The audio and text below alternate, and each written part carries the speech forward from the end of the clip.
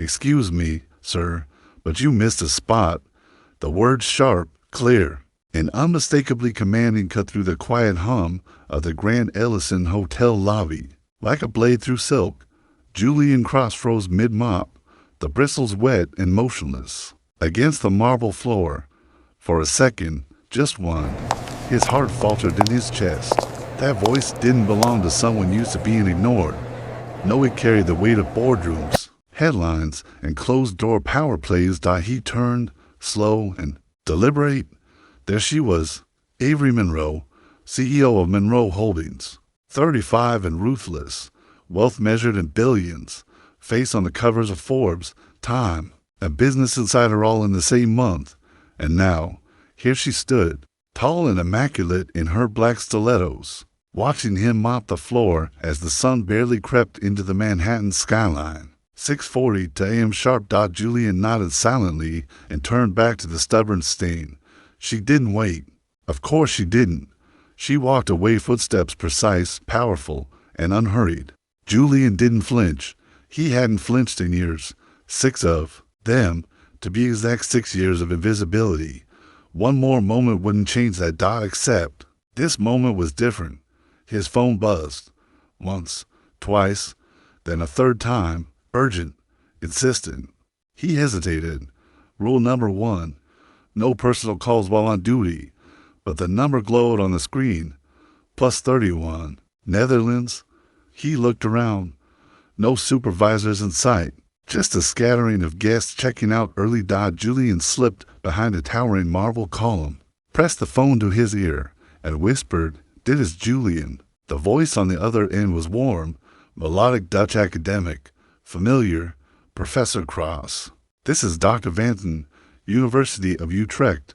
I know it's been years, but we received your abstract language as a cultural bridge." For a moment, something inside Julian stirred. Long dormant, buried beneath bleach-stained uniforms and overdue invoices, it breathed. Dutch flowed from his lips like a remembered song. The conversation lasted only 2 minutes. 2 minutes that revived a man who thought he had long since been erased. And then silence. Not from the phone, from the world. The lobby had still. No one moved. Not the concierge, not the bellhop, not the guests. And standing not 5 feet away was Avery Monroe, staring at him with wide, stunned eyes. Gone was the icy disinterest. In its place, confusion, intrigue, maybe even something closer to recognition. Julian's throat tightened. Bello later shrugged. He muttered awkwardly and tucked the phone into his pocket like it burned. Then the voice came, not hers.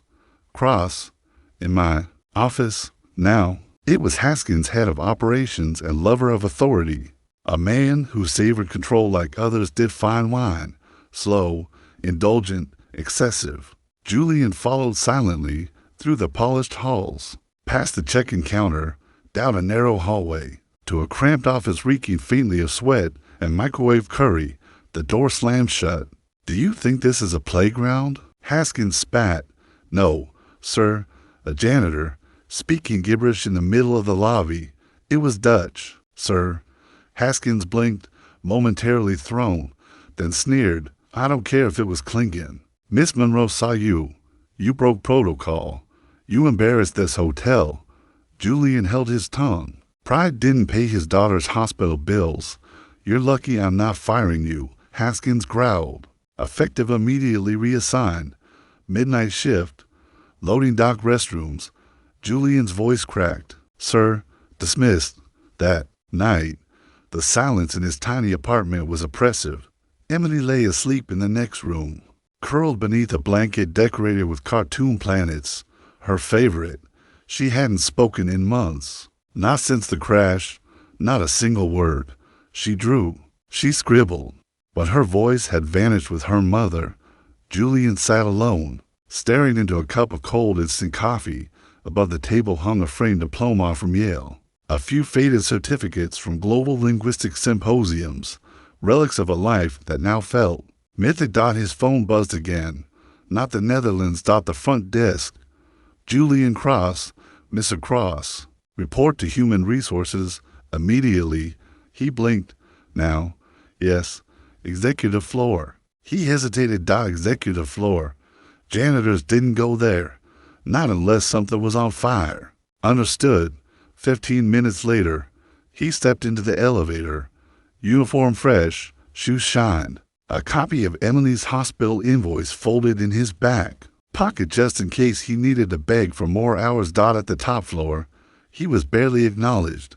Mr. Cross, conference room B. Miss Monroe is waiting. Julian's stomach turned. He knocked. Enter. She stood alone, framed by floor-to-ceiling windows. The Manhattan skyline glittered behind her like a galaxy fractured into diamonds. You speak Dutch? She asked, without turning. Yes.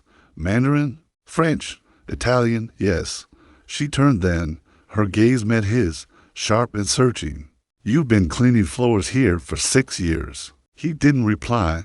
I reviewed your file. You applied to 12 internal positions. 17. He corrected softly.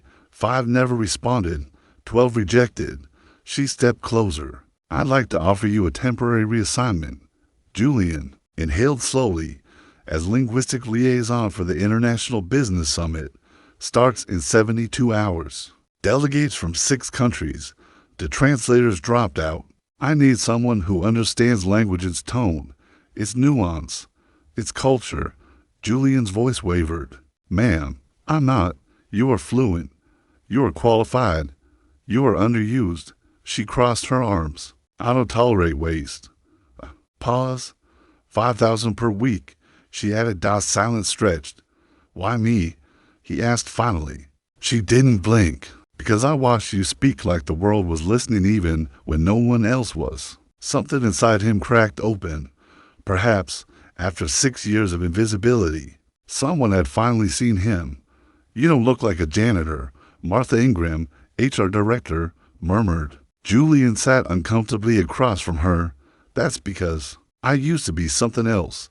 She slid his personnel file back into a battered folder, her fingers pausing on his name. Yale. Master's in Applied Linguistics, Research Fellow in Bologna, Guest Lecturer at the Sorbonne, 8 academic papers, and a daughter. Julian remained quiet, and yet for 6 years night shift, mop, bucket, he exhaled. I stopped being surprised a long time ago. She frowned. Those jobs you were denied went to interns, donors' kids. One said your accent was distracting. Julian nodded. I've heard worse. Then the door opened. Avery Monroe entered. Steel gray suit. No jewelry. Just purpose. I'd like a word, she said. Once they were alone, she leaned against the door, arms folded. I read your abstract. Julian blinked. You read academic journals? I read everything, especially when it involves someone working under my roof. She stepped closer. I need you to understand. This assignment is not charity. It's not pity. I don't believe in either. He held her gaze. Then what is it? She tilted her head. It's a correction. The next morning, at precisely 7:03 a.m., Julian stood in the executive suite, badge around his neck. Cross, J, Intel Liaison. He touched the badge gently, as if it might vanish. The suite was pristine, quiet, charged with power. By 10 a.m., he had uncovered from major translation errors, one of which had turned strategic partnership into hostile takeover in Mandarin. He fixed them, silently. By noon, he was reviewing name placards when a man in designer shoes approached. Thomas Whitaker, Director of Operations, he said, extending a hand. Julian shook it. You must be the janitor everyone's whispering about. I'm just here to help. Whitaker leaned in. This summit is high stakes. One wrong word could cost us millions. I hope you're not rusty. Julian's voice was quiet, steady. I'm fluent, not rusty, and if words are that costly, maybe a linguist should have been hired 6 months ago. Whitaker's smirk vanished. That evening, Julian returned home. The scent of lavender and rice hung in the air.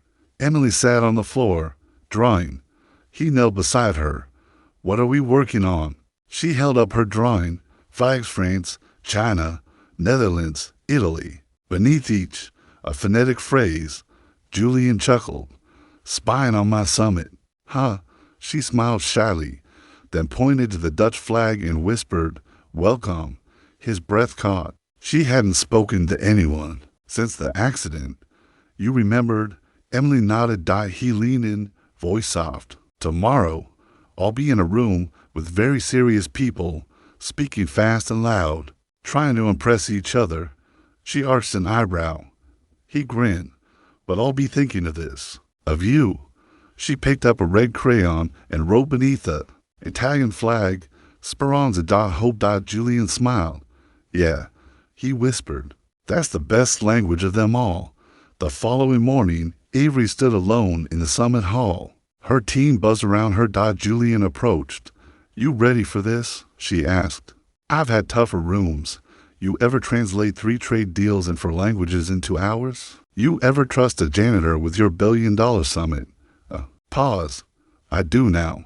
He hesitated. "You didn't have to pull me from the basement." She looked at him, her voice almost a whisper. "No," she said. "I had to fix what never should have been broken." "I needed to," she said.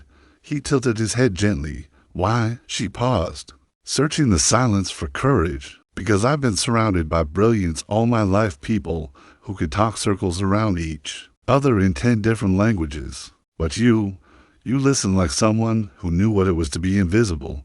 Julian said nothing, but in his silence, something vast stirred in, understanding too profound for words. Then she added, softer still, "Don't correct them. Just do it right." It was Avery Monroe, CEO, power broker, the kind of woman who didn't enter a room so much as command its gravity. She stood at the edge of the summit preparation space, a cup of black coffee in one hand and a folder in the other. Her tone was casual, but her gaze sharp. "I reviewed your edits," she said, stepping closer. "The Mandarin welcome letter, the Italian etiquette guide, and my personal favorite, the French seating arrangement." Julian arched a brow. Didn't know the French vice minister had a phobia of odd numbers. Avery smirked. "He does. If we'd seated him at table 13 again, he'd have flown back to Paris before dessert." Julian leaned back, feigning calm. "No pressure then. But that's not why I came," she said, placing the folder in front of him. Inside were credentials, confidential schedules, and a black name tag etched in silver, Julian Cross, International Liaison. "I thought this was a temporary assignment," he said, staring at the badge. "It still is," Avery replied. "But this," she tapped the name tag, "makes it visible. And visibility matters, Mr. Cross, even when truth should be enough."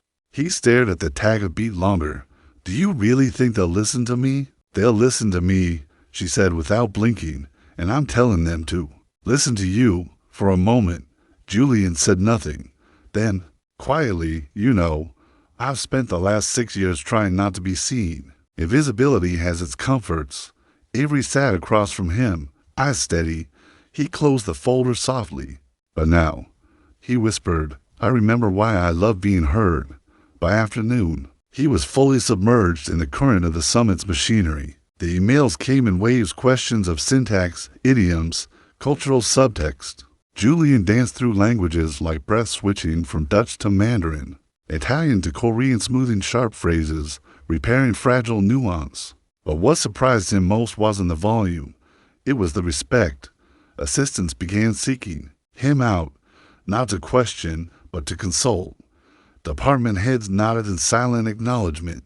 Even Esther, the head of catering and a pillar of the hotel staff, slipped him an extra croissant and whispered, "About time someone like you got seen." But shadows always linger behind light. Thomas Whitaker, a man built from suspicion and expensive fabric, hovered on the margins. Julian ignored him until he couldn't. That evening, near the East Wing elevators, Whitaker's voice sliced through the air. "Cross," Julian turned. "You know, what's funny?" Whitaker adjusted the cuff of his blazer like a knight checking his armor. "I pulled your background. No academic work since 2017. No recent credentials.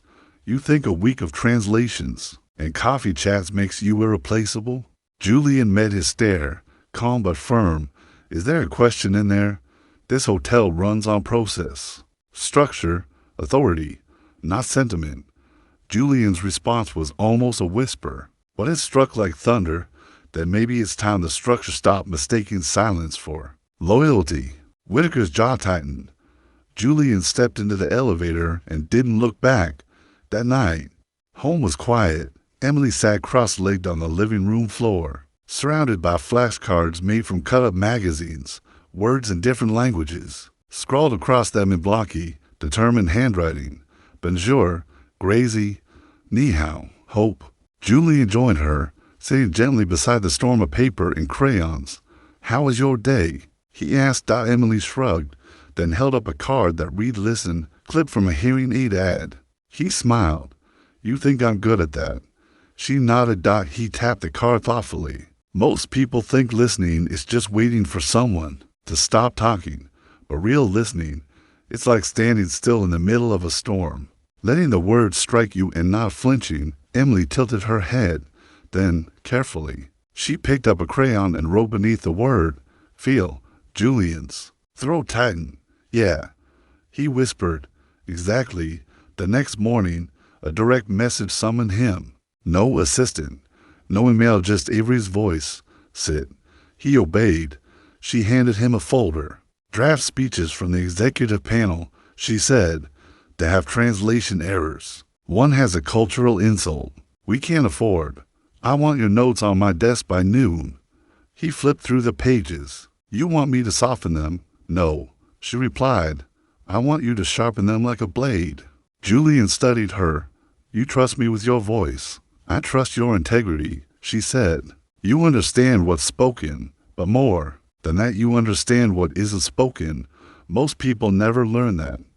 Julian closed the folder. My wife used to say, language isn't what we say, it's what we dare to say out loud. She was a sign language interpreter. Believed silence had as many dialects as speech. A shadow flickered across Avery's face. Did she teach you how to listen? Julian gave a sad smile. No, life did after I lost her. A moment passed between them, still and reverent. Then Avery slid an envelope across the desk. Final confirmation.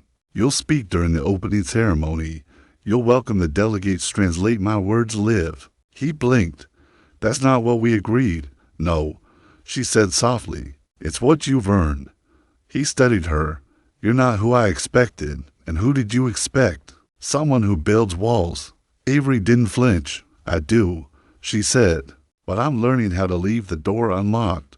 The rooftop garden of the Grand Ellison wasn't meant for guests or anyone, really. It was a forgotten patch of green sky, half wild ivy, rusting benches, the soft hum of city air vents. Julian brought Emily there every Saturday.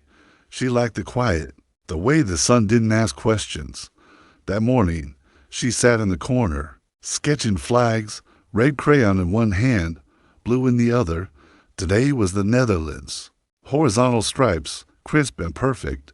Julian sipped coffee nearby, scrolling through summit details. The pressure was immense, but beneath it, for the first time in years, he felt alive. Then came the echo of heels. Avery Monroe stepped through the rooftop door, tablet in one hand, phone at her ear. Her gaze scanned the space until it landed on Emily. She ended her call. I didn't know this was open to staff, she said. It's not, Julian replied, which is why it still feels human. Avery's eyes fell to the girl. This is my daughter, Emily. Emily said nothing, just watched. Avery crouched beside her, respectful. You like flags? Emily nodded. Which is your favorite? Emily pointed to her sketch of the Italian flag. Excellent choice, Avery smiled. I like their food, and their art, and their impossible traffic. Julian chuckled. She's quiet, Avery said gently. She doesn't speak to strangers. Condition, selective mutism. Trauma triggered. She can speak, just doesn't. Unless she feels safe. Avery nodded, eyes softening. I understand that. More than I wish I did. She turned to Emily. I used to be very quiet, too. My father ran a company where soft voices didn't belong. So I stayed silent until it hurt. Emily studied her. Avery's smile was fragile. One day, I realized silence isn't weakness. It's just another kind of language. Emily blinked, then picked up a green crayon, turned to a blank page, and began a new flag. 3 vertical stripes. French, Julian said softly. I know, Avery whispered. She's listening. That afternoon, Avery knocked gently on the prep room door. I brought something, she said, stepping inside. In her hands was a book, Children's Flags of the World, illustrated. I saw it this morning. Thought of her. Julian accepted it with quiet reverence. Thank you. She reminds me of someone, Avery said. A girl who was told she had to be loud to, be powerful. That softness was a flaw. He met her gaze, and what happened to her? She built an empire, and a fortress around it. Julian closed the book slowly. Empires collapse when they're built without windows. She didn't reply, but she didn't look away either. Then, softly, do you think people can change their language even if it's silence? Julian turned to the window, where the city pulsed in layers of glass and steel. Yes, he said, but only if someone listens to what they're not saying. That night, Emily fell asleep holding the book to her chest. Julian sat beside her, watching her breathe. Steady, safe. He brushed her hair back and whispered, You're not invisible. Not anymore. His phone buzzed. Avery, need your review of Monday's delegate seating. Also, thank you for this morning. I haven't felt human in a while. Julian typed, You never stop being human. You just stop being heard. A pause. Then, her reply, What if I don't know how to be heard anymore? Julian didn't hesitate. Start by whispering to someone who won't interrupt. The next morning, Julian walked through the Grand Ellison's marble-clad lobby. As he passed, Thomas Whitaker was briefing to new interns, his voice loud, precise, calculated. But Julian didn't look back. He didn't need to. He was no longer a man hiding in the silence. Now, he was someone who understood its language and could finally speak. They glanced at his badge briefly up, then down, and Julian didn't flinch. Over the past 3 days, Avery had entrusted him with something more precious than power, autonomy without constraint. Yet what he and no one else understood was that the true transformation had begun long before the summit or boardrooms. It started on a silent rooftop, where a girl who hadn't spoken in months pointed to a flag she'd never seen, and in her gaze uttered one word, safe. That was the genesis. Everything that followed grew from there. The first mistake was deceptively subtle. Reviewing the Mandarin welcome packet, Julian unearthed a single character misaligned, a brushstroke angled wrongly. What should have said, We welcome you with honor, instead read, We accept your inferiority. He stared at it, breath caught. This wasn't a clerical slip. This was diplomatic extinction. Digging further, he found a pattern. Name cards, speaker biographies, signage, even cultural briefing docstomal misalignements, mistranslated sentiments in Mandarin, Korean, Arabic. Words were being butchered under the guise of professional translation. He traced contracts in the hotel's portal, Apex Global Linguistics, endorsed by Thomas Whitaker. $40,000. Yet no credible credentials, no academic record. For their lead linguist, just a signature from Thomas's niece, Ashley. Julian's jaw clenched. That niece. Those approvals. Familiarity over merit house systems allow broken things to stay broken until they poison everything. Morning sunlight cut across Avery Monroe's slate gray suit like a spotlight. Across her desk they stood, Julian passing the folder of side-by-side translations, machine printed, barely reviewed. One Korean phrase about strategic partnership read as economic annexation, deal ending, bridge burning mistakes. She absorbed the evidence in silence, growing heavy. Finally, why would Thomas approve this? Julian looked her in the eye. Because no one ever questions him, because familiarity becomes trust, and merit becomes invisible. She met his gaze. You're not angry. I was. He answered softly. Now, I'm awake. Softly. Then what would you do if you were me? Replace every word before Monday. Her voice steady, and ensure the person responsible never touches another syllable in this building. Avery's nod was single, resolute. Then let's begin. That night, The print room became their battleground.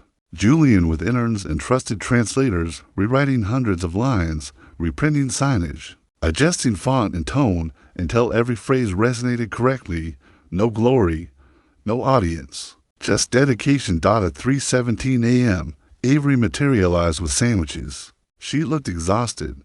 "You're a Pride Danny's Inferno in 6 dialects." Julian cracked a tired smile. "I have a daughter who stopped speaking because the world got too loud, so I try to repair what I can." Silence held between them. Then she asked, quietly, "Do you resent being asked to carry more than your share?" He breathed out, weary truth in his voice. "I thought emptiness was safety, but being seen is harder, but better."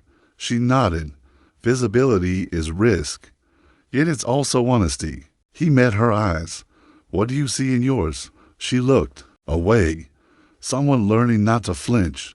By the following morning, the summit prep room hummed with a new energy. Interns darted in and out. Staff triple-checked name tags. Translators practiced tonal drills under Julian's quiet direction. Then Whitaker strode in. His confidence was customary, but his calm evaporated when he saw Julian. "Cross," he said, with a smile that failed to reach his eyes. Julian didn't respond. "I thought Apex finalized these." He held steady. "No, they were redone. Completely." Whitaker's composure cracked. Avery stepped in, voice crisp as steel. "Thomas, Apex's contract is suspended effective immediately, and we are launching a full audit." Whispers of protest. Then Avery raised the volume. "I'm CEO. I have precisely the authority. Next time, assess qualifications, not nepotism." Whitaker went pale. Before he could protest, Julian cut in, measured. "A word without meaning becomes noise, Mr. Whitaker." He stared. Silence, sharp as glass. Late afternoon, Julian found himself alone on the rooftop garden, the skyline golden around him. Emily appeared, holding a folded sheet of paper. With careful fingers, she handed it to him. Unfolding, it revealed a phrase in Mandarin. "Courage doesn't shout. Sometimes it just stands." He looked down at her. She smiled quietly and truly.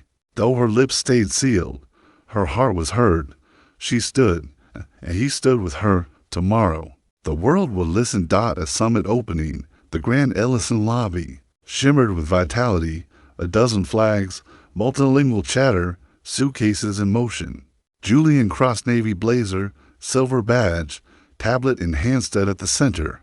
He felt the gravity, felt the stillness inside him solidify into purpose. Avery's voice came through his earpiece. "Netherlands delegation just landed. Room 708 is set. You're on." He exhaled, stepped forward. They arrived suited professionals. Polite laughter. Among them, a tall man with glasses scanning curiously. Julian smiled, switched instantly to Dutch. "Welcome to the Grand Ellison. Your room is ready. We've arranged a prayer space and late checkout." The man paused, then his face bloomed with delight. "You're not Dutch," he said. "No," Julian answered, "but I listened hard enough." By noon, Julian had delivered translations in several tongues, smoothed a spat between ministers, corrected a sparkling water affliction for the Italian delegation. He moved. Listen. Silence spoke back. One minister whispered in French, "You don't just translate languages. You translate silence between them." Julian smiled. "That's often where truth lives." At 3:12 p.m., a South Korean investor recognized him in the hallway. "Aren't you Julian Cross, the author of Adaptive Dialects in Business Diplomacy?" Julian blinked. "I cited your paper twice at Harvard. It was brilliant." Suddenly, delegates gathered, requesting photos, sharing praise. Julian stood amid them and planned. The spotlight didn't scorch. It warmed from the balcony above. Avery watched, composed. Yet her chest rose with pride. Beside her, Esther carried a tray of tea. "Not bad for a janitor," she murmured. Avery responded softly. He was never a janitor. He just wore the wrong name tag. Later, after sessions wound down, Julian poured tea in the prep room. Avery joined. "You impressed them," she said. "Not hard. They expected a nobody. I was better than invisible. She paused. They want you at the Paris conference next quarter. Julian blinked. You said they asked? Yes. She raised her phone. 3 offers, 2 from NGOs, 1 a corporate diplomatic group. They want your contact. He stared at her. You replied. She nodded. You're too valuable to lose. He looked down at his paper cup. I don't want to chase rooms anymore. I want to build one. For whom? For people. Like me, people no one hears until they're forced to listen. Avery studied him. Quiet, deliberate. You know why I originally asked you to translate? Julian shook his head. Her eyes softened. I thought it was the accent. But she paused. Faint smile. Because I've spent too much of my life speaking rooms into silence. I wanted to feel what it's like to speak through someone who actually listens. Julian fell silent, then produced a scrap of paper Emily's calligraphy with the Mandarin quote. Let's not just fix this summit, he said. Let's fix the blueprint. Find everyone like me, hidden in basements, her. Eyes flicked between the paper and him. You really think we can? He relaxed, hopeful. Someone has to try. She took the paper with steady hands. Then we begin tonight. At home, Julian stood in Emily's doorway for a long time. She slept clutching the new book. He watched her breathe steady, safe, human. 6 years, 6 muted years, and today, he had been the door dot at midnight. A message appeared on his phone. Avery, tomorrow, I want to talk bigger, ready to be heard permanently. He stared. He typed, only if we lift others to hear to. A pause. Then her reply, that's the only way I know how to win. 8 later. In the HR office, Julian leaned back at Zoe, a new analyst, looked up from her data. How many people like you do you think we missed? He paused, puzzled. Not linguists, she said. Brilliant applicants who never got past screening. No Whitaker in their corner. How many? Zoe looked at the screen. 147 in the last 3 years. He exhaled. Silence broke across the city, and Julian cross-tapped a new beginning. Zoe turned the screen toward Julian with a silence that carried the weight of buried truth. Rows of data blinked at him, applicant names, scores, internal comments, but it wasn't the numbers that stunned him. It was the patterns, the grotesque, meticulous symmetry of rejection. Each line felt like a scar etched in pixels, accented English. Overqualified, cultural mismatch. Applicants from underrepresented backgrounds were turned away at 3 times the rate of white counterparts, many of whom held fewer qualifications, less experience. Those who tried to rise from within, janitors, dishwashers, maintenance staff, were marked, flagged, then quietly buried. Julian's voice cracked the silence. This is deliberate. Zoe nodded slowly, her expression grim. Someone's decided. Who gets to rise? Who gets to be seen? And who stays invisible unless they were born through the right doors or wear the right skin? Julian looked away, throat tightening as if the truth was physically crushing him. How long have you known? He asked. 3 weeks after I joined, she replied. I flagged it to Whitaker. He said the system was filtering for cohesion. Julian's hands clenched into fists. Cohesion isn't a filter. It's a leash. Zoe didn't smile. I was ready to quit. Then I saw your name on the summit badge. A silence passed between them, thick with shared outrage and restrained hope. Then Julian stood, resolve igniting in his chest like flame to kindling. We need to show this to Avery, all of it. He didn't wait for permission or protocol. He walked straight into Avery Monroe's office, folder in hand, fire in his eyes. She looked up, startled. Julian. He placed the folder down. Read it. She flipped the pages, each one another. Shard of a hidden machine. Her expression shifted.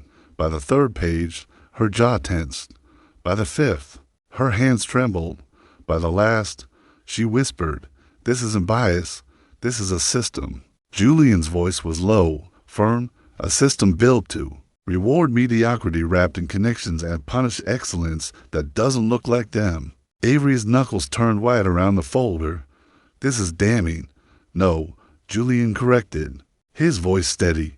This is truth, and truth isn't damning. It's liberating when you stop running from it. She looked at him, something unreadable passing through her eyes. Why now? Why bring this to me today? Julian didn't blink. Because you're the only one who won't flinch. The breaking point, Julian stepped forward, eyes burning with a quiet fury. His voice, low and sharp as shattered glass, cut through the rising tension. You don't cleanse cruelty by dressing it in prettier fonts. At that precise moment, the door creaked open and Avery entered. Her gaze fell first on the screen, then on Julian's taut face, and finally on the man standing still beside them. Her voice was cold steel. What did you do? Whitaker, whatever facade Whitaker, had clung to crumble. His composure splintered into brill outrage. What I did was protect the summit. What he did, he threw a scathing glance at Julian, was overwrite 6 figures worth of vetted translations with soft-hearted academic fluff. Julian opened his mouth, but Avery silenced him with a raised hand. She turned, her voice laced with unmistakable frost. Thomas, did you authorize this version change without approval? From me or the translation lead? He stiffened. Defensiveness flared. I acted under operational precedent. But Avery's voice turned glacial. No, you acted like a man who couldn't bear being replaced by someone who didn't look or sound like you. Whitaker's jaw clenched. His eyes narrowed with venom. This is a mistake, Avery. He's not one of us. She didn't blink. No, he's better. Color drained from Whitaker's face as rage flushed in. His words came like a slap. You're dismantling everything we built over a janitor with a lucky app. And a sob story. Avery's gaze did not waver. Get out. What? You heard me. HR's informed. Security will escort you out once the summit ends. This is your last day here. He laughed short, bitter, guttural. You'll collapse without me. Julian stepped forward not with triumph, but with clarity, with peace. I survived 6 years without you. I'll be just fine. As security, led Whitaker away. Avery's attention turned to the young woman frozen in the corner, shoulders drawn tight, like she was trying to disappear. What's your name? Ashley. Whitaker, she whispered. Avery exhaled slowly. You weren't ready for this job, were you? Ashley shook her head. But your uncle said you were. Another shake. This one slower, smaller. Avery studied. Her voice quiet now, measured but not unkind. It's not your fault. But what you do next, that will be. Ashley's voice cracked. I didn't want to lie. I didn't know how to say no to him. Avery's reply was soft but firm. Then let this be your first no. Ashley's eyes filled. I want to make it right. Start over. Learn the language for real. Enter whatever it takes. Just earn it. Good. Avery nodded, then gestured toward Zoe. She'll get you started. But if I ever see another shortcut, you won't, Ashley said. I promise. The speech that changed everything just before noon. Julian stood. Backstage. He wasn't meant to speak, but Avery, standing beside him, held out a mic. Want to say something? He hesitated, glancing down at his clothes. I'm not dressed for speeches. The truth doesn't need a tux. She smiled. Julian stepped onto the stage. The crowd fell into silence. No notes, no script, just heart. 6 years ago, I cleaned these floors, took out your trash. I was told I was invisible, to qualify for silence, to quiet for something else. And I believed that until someone asked me to translate not just words, but the ones that had gone unsaid for far too long. He scanned the room, his voice gentle but resolute. This summit is not about business. It's about recognition, about what happens when we stop mistaking silence for incompetence, for absence, for weakness. A hush fell deeper. There are people in this building, maybe right next to you, who speak 5 languages, who run numbers better than your finance team, who wipe tables with brilliance tucked into their back pockets. But you never saw them, because you didn't. Look, he paused. Let it sink. If this week showed us anything, it's this. Talent doesn't always wear a name tag you recognize, but that doesn't mean it's not waiting to be heard. He stepped back. At first, only a few hands clapped. then more, then all. The applause wasn't polite, it was real. And in the back row, it began. The kitchen staff rose, then the janitors, then the interns, then everyone else, commemorating the shift that evening. Under the open sky of the rooftop garden, Avery handed Julian a glass of wine. He raised an eyebrow. Celebrating? No, she said, gently, commemorating. Commemorating what?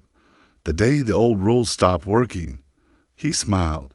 They clinked glasses and sat in silence, watching the city exhale around them like it, too, had been holding its breath for years. In the echoes of Julian's speech, something shifted, not in the headlines, but in the break rooms, in the hearts of people long left in the shadows.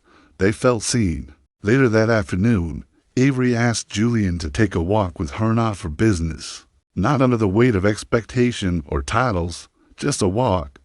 No agenda, just presence. They moved together through the hotel's grand lobby, no longer a place of silent formality, but alive with warmth. Guests strolled freely, shoulder to shoulder with bellhops and porters who were no longer invisible. The air had shifted in this place, hierarchy softened.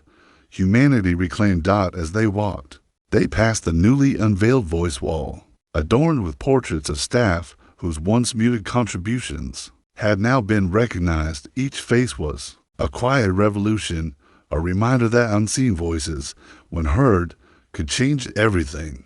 At the far edge of the hotel, they stepped into the rooftop garden. There, amidst the trailing ivy and soft golden light, Emily sat cross-legged, folding a delicate paper crane with the kind of focus that silenced the world around her. Her fingers moved with the grace of someone who understood fragility. Julian watched her quietly, his gaze tender, then turned to Avery. She still doesn't speak much in crowds, he murmured, the words holding more weight than casual observation. Avery smiled, a soft, knowing expression on her lips. She doesn't have to, she replied. People feel her. Julian looked at hurriedly looked and his voice lowered. So do I. A breeze stirred the air, brushing past them like a sigh of the world exhaling.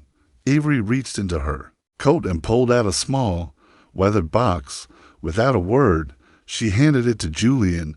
He blinked, confused. What's this? He opened the lid. Inside lay a silver pen, faintly worn, engraved with 3 familiar initials, ERC. Julian's breath caught. This was my wife's, he whispered, the past suddenly folding into the present like Emily's crane. Avery nodded gently. I found it in storage, in that box H.R. never returned after the accident. I asked if I could restore it. I thought you might want it for your first day. He swallowed hard. First day of what? She stepped closer, her voice barely above a whisper, but steadier than stone. Global Director of Cultural Strategy, reporting directly to me. I want you to build what you built here, not just at Monroe, but everywhere we go, every hotel, every corner. For a long moment, Julian said nothing. His eyes lingered on the pen, on the echoes of a life once shattered. Then slowly, he looked up. I already have everything I need. Avery smiled, sadness and hope dancing in the same breath. I thought you might say that, but I had to ask. Julian's expression softened, his voice a quiet surrender. I'll say yes, but only if we build it together. She didn't answer in words. She simply reached for his hand. No contracts, no deals, just the quiet connection between the people who had, through storms and silence, reshaped each other. That evening, the rooftop transformed into a quiet celebration. No speeches, no hierarchy, just laughter, food, music, and stories that stitched together the soul of the place. Clara, once a janitor, beamed as she shared the news. Her first college acceptance letter. Maria's daughter, once overlooked, had just landed a coveted internship. Tomas had learned to welcome guests and for new languages, his voice once hesitant, now proud. And in the heart of it all, Emily stood not behind a podium, not above the crowd, just beside a small WHITEBOARD. She picked up a marker. Her hand trembled slightly, but her eyes did not dot in soft, deliberate strokes. She wrote, no one is perfect, but some people stay, and because they stay, The world begins to heal, the garden still.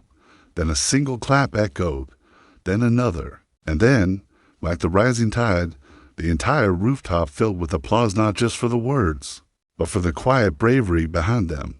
Avery reached for Julian's hand again, not to own, not to bind, but simply to say, "I'm here."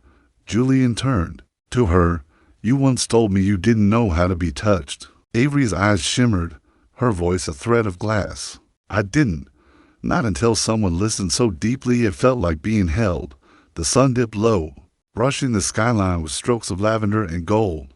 No one rushed to leave. No one. Check the time, because some moments aren't meant to end. Some endings are simply beginnings that choose to stay. Later, in the hush of that golden twilight, Julian sat beside Emily at the edge of the garden. She leaned her head gently against his shoulder. "Are you happy, Daddy?" she asked.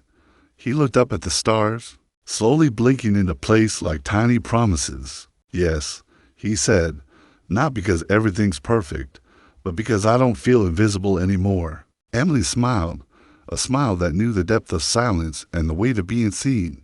"Me neither." She whispered, "Sometimes the ones who speak the least teach the most, and the ones we overlook show us how to truly see." If this story stirred even a corner of your heart, we'd love to know. Where in the world are you listening from today? Your voice matters more than you know. And if these stories help you breathe again, remind you that kindness is still possible, that healing isn't magic, but a choice, stay, subscribe, share. Let's build a place where stories like this aren't. Rare. Where staying is the bravest act of all. Until next time, stay kind, stay human, and most of all, stay.